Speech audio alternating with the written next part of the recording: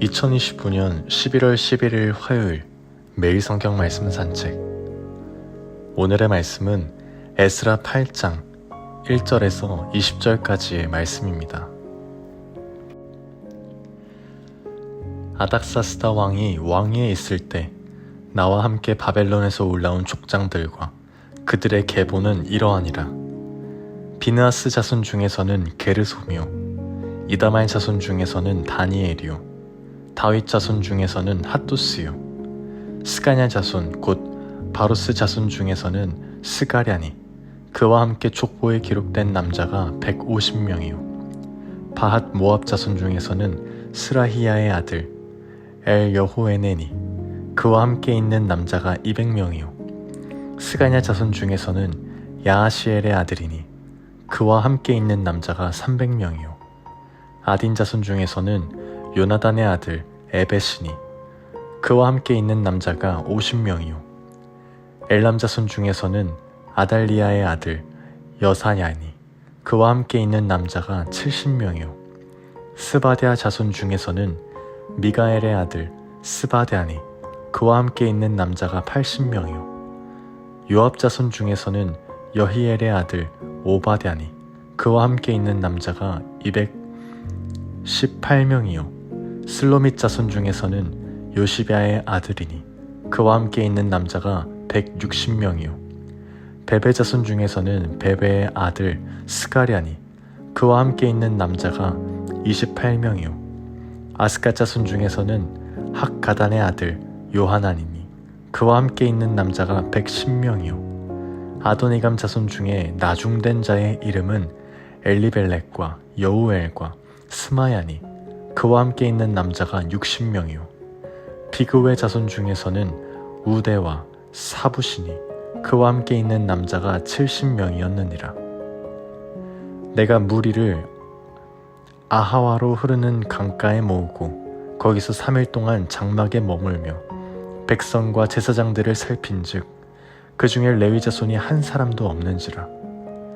이에 모든 족장 곧 엘리에셀과 아리엘과 스마야와 엘라단과 야립과 엘라단과 나단과 스가랴와 무술람을 부르고 또 명철한 사람 요야립과 엘라단을 불러 가사바 지방으로 보내어 그곳 족장 이또에게 나아가게 하고, 이또와 그의 형제 곧 가시베아 지방에 사는 느디님 사람들에게 할 말을 일러주고 우리 하나님의 성전을 위하여 섬길 자를 데리고 오라 하였더니, 우리 하나님의 선한 손에 도우심을 입고 그들이 이스라엘의 손자 레위의 아들 말리의 자손 중에서 한 명철한 사람을 데려오고 또 세레바와 그의 아들들과 형제 18명과 하사바와 무라리 자손 중 여사야와 그의 형제와 그의 아들들 20명을 데려오고 다윗과 방백들이 레위 사람들을 섬기라고 준 느디님 사람 중 성전 일꾼은 220명이었는데 그들은 모두 지명받은 이들이었더라. 아멘. 오늘 말씀은 에스라와 함께 바벨론에서 예루살렘으로 귀환하는 사람들의 명단으로 시작됩니다. 하나님께서 고레스와 다리오 왕을 통해 첫 번째 귀환을 이끌어내신 후 이번에는 아닥사스다 왕 시대에 에스라를 통해 두 번째 귀환이 이루어진 것입니다. 여기서 에스라는 단순한 행정관이 아닌 율법에 익숙한 제사장이자 학사로서 하나님의 말씀을 다시 세우기 위해 예루살렘으로 향하는 인물이었습니다. 오늘 본문 말씀인 1절부터 14절까지에서는 함께 올라온 족장들의 이름과 인원들이 나열됩니다. 이 명단은 단순한 기록이 아니었습니다. 이 명단은 하나님께서 이 귀환의 여정을 위해 구체적으로 사람을 세우셨다는 표징을 보여줍니다. 각 지파와 가문별로 세세히 기록된 것은 하나님의 백성 공동체가 다시 언약의 질서를 회복하고 있음을 보여주는 상징인 것입니다. 그러나 15절에서 중요한 장면이 나옵니다. 에스라가 무리를 아하와로 흐르는 강가에 모아 3일 동안 머물며 살펴보니 그 중에 레위 자손이 한 사람도 없었다고 말하는 것입니다. 성전으로 향하는 여정인 것인데 정작 성전을 섬길 자들이 없는 그 현실이 드러난 것입니다. 이때 에스라는 멈추어 섭니다.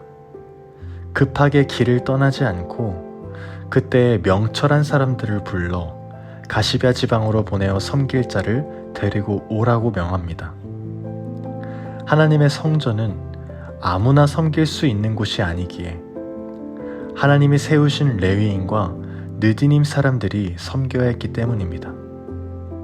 이 부분은 에스라가 단지 귀환을 준비한 것이 아닌 예배의 회복을 준비하고 있음을 보여줍니다. 그리고 18절 본문 전체의 중심이 되는 한 구절이 나오게 됩니다. 우리 하나님의 선한 손에 도우심을 입고, 이 표현은 에스라서의 신학적인 핵심이자 그의 믿음의 고백이라고 알려져 있습니다. 모든 준비와 결정, 모든 인도함 속에 하나님의 손이 일하고 계심을 인정하는 것입니다. 이처럼 하나님은 에스라의 준비 위에 선한 손으로 역사하시며 레위 자손들과 성전 일꾼 220명을 보내어 섬김의 공동체를 완성하게 하십니다. 여기까지가 오늘의 말씀입니다. 오늘 말씀을 통해 무엇을 묵상하시나요? 오늘 말씀을 묵상하면서 하나님의 일은 준비된 예배자들을 통해 세워진다는 고백을 하게 됩니다.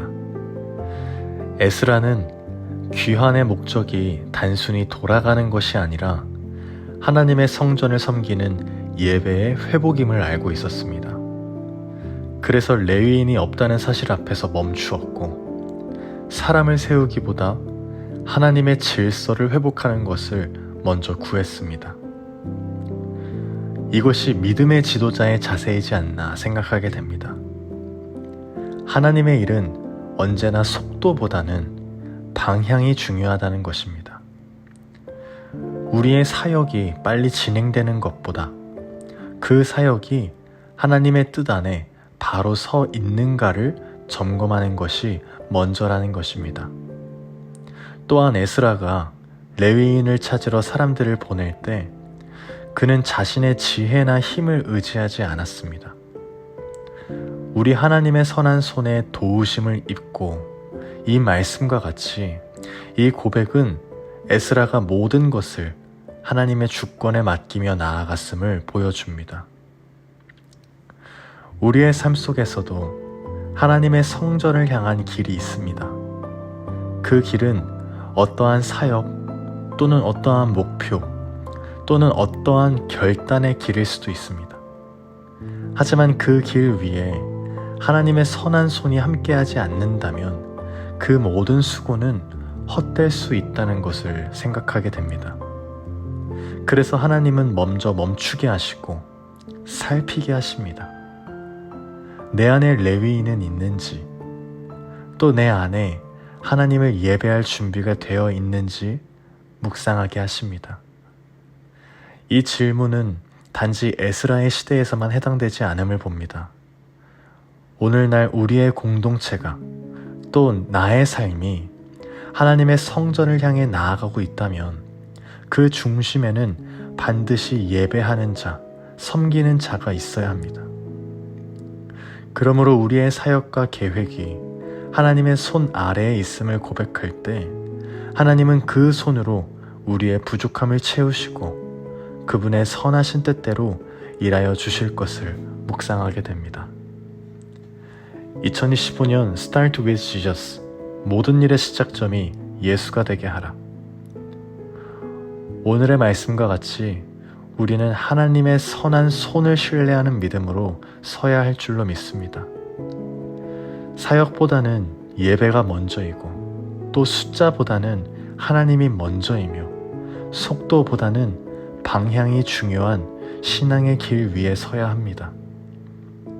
그렇게 우리 공동체가 하나님의 선한 손 아래에서 예배자로 또 섬김의 사람으로 준비되어 하나님의 성전을 세워가는 그렇게 MC 3.0을 시작하는 우리 공동체가 되기를 간절히 소망합니다. 아멘.